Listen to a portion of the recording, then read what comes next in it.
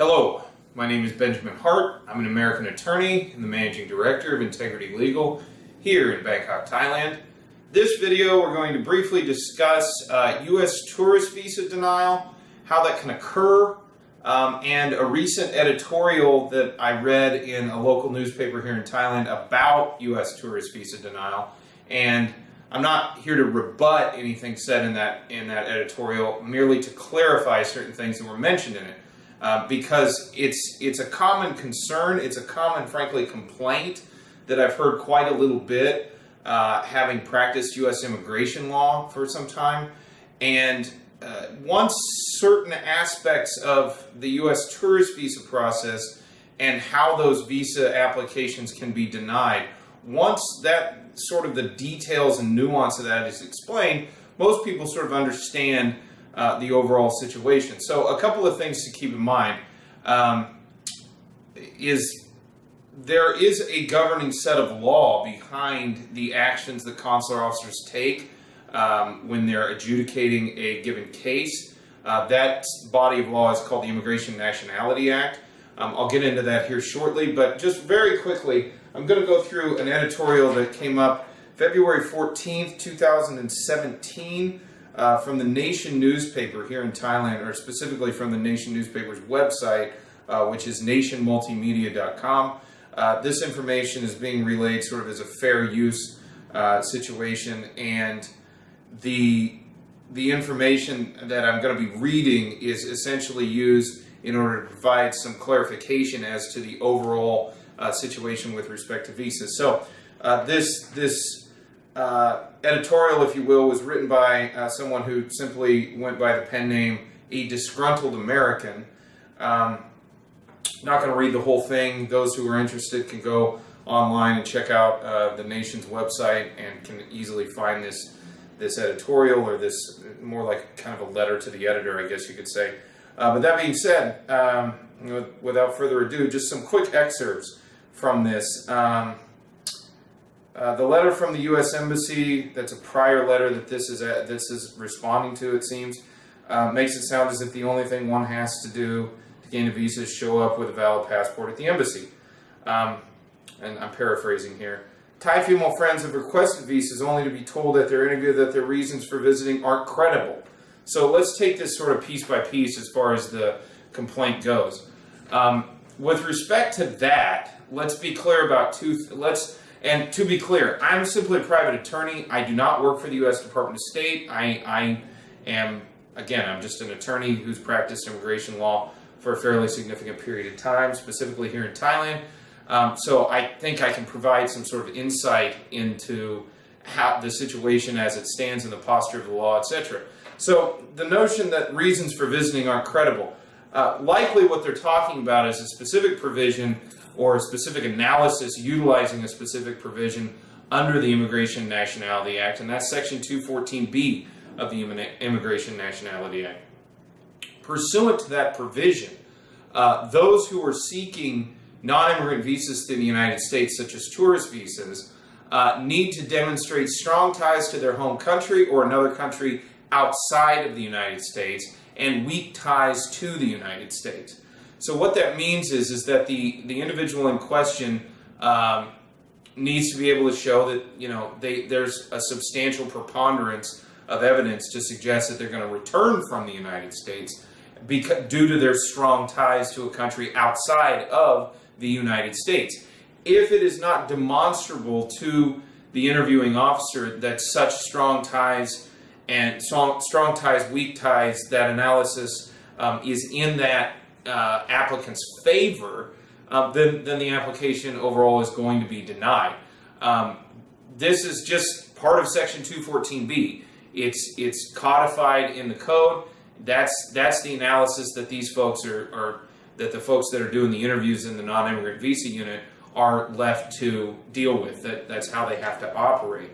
And to be clear, I notice it's noted here that it says Thai female friends specifically. Understand, if you have Thai females, and this could happen with males as well, but presumably there's not a low number of couples here in Thailand who are Thai American.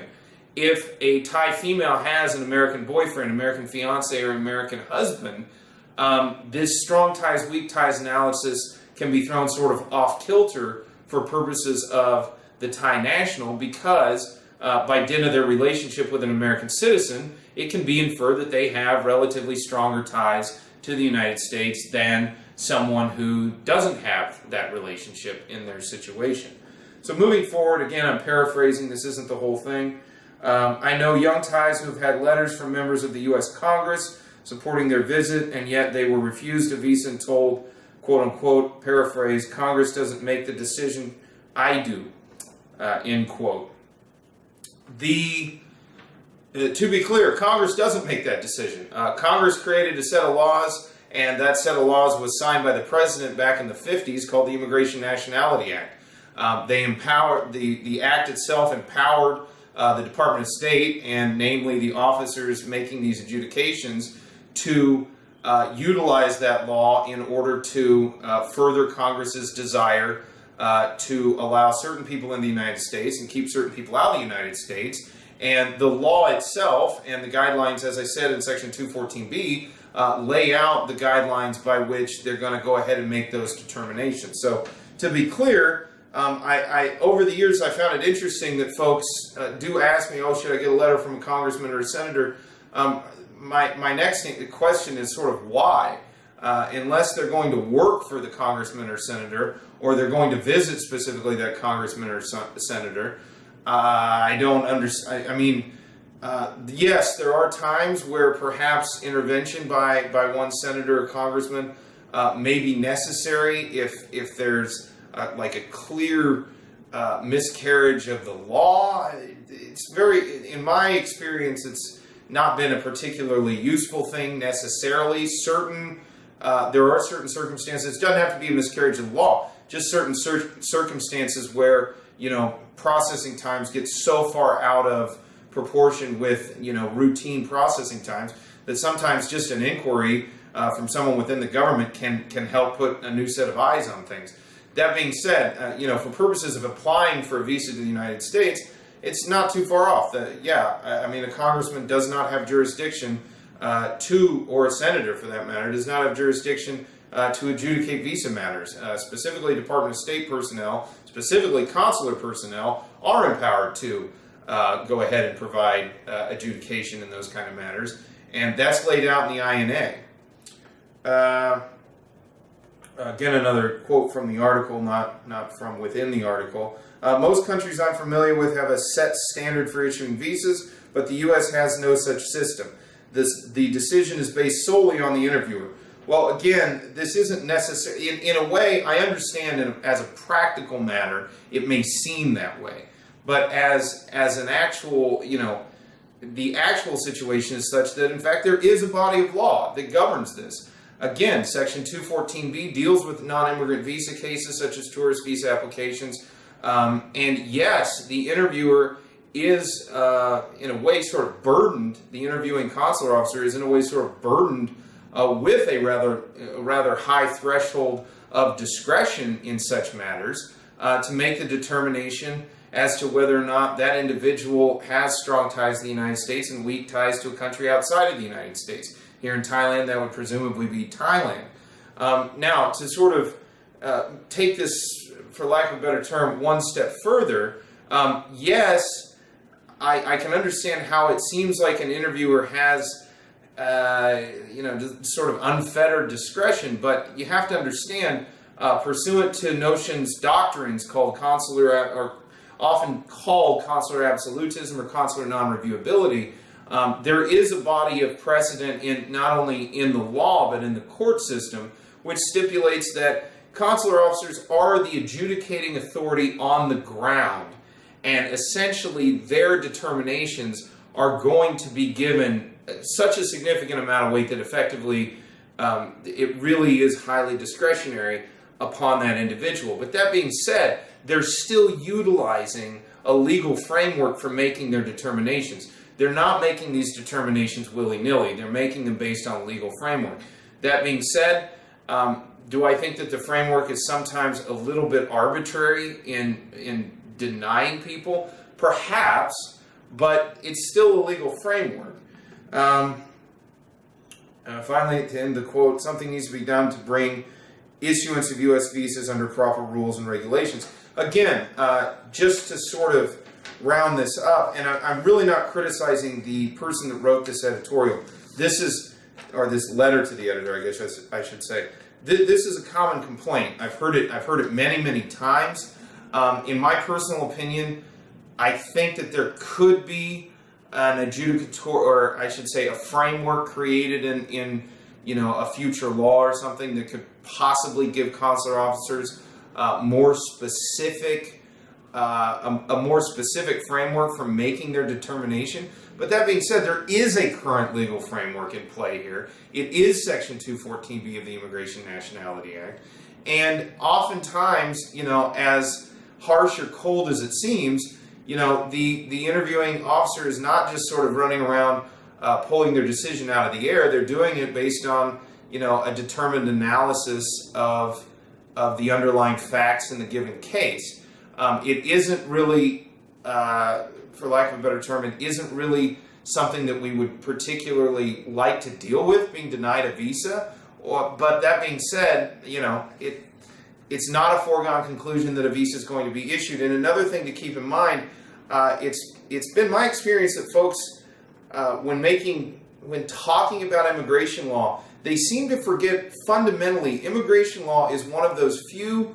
It's really unique in the sense that it touches on sovereignty issues. And when you touch on sovereignty issues, it's a very different kettle of fish, so to speak, because immigration officers, U.S. Customs and Border Protection officers, Department of State consular officers, they do have a significant amount more discretion, and in certain ways, the law, in certain ways, at the end of the day, it's up to them. Even if one is issued a U.S. visa, U.S. Customs and Border Protection officer can make the determination that that individual should not enter the United States.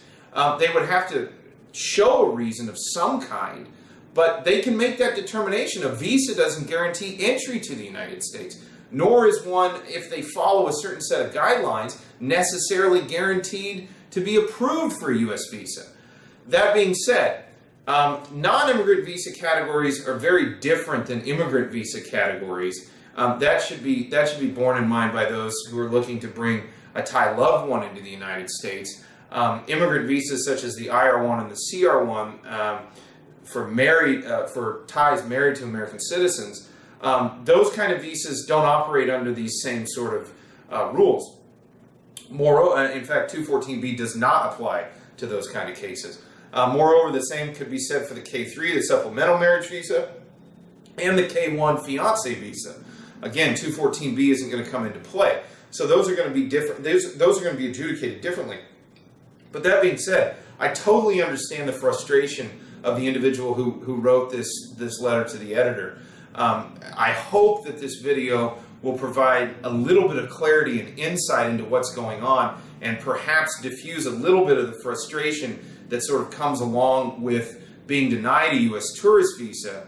Once one understands the framework under which the officers making these adjudications have to operate, it's a little bit more easy to see how a visa application can be denied.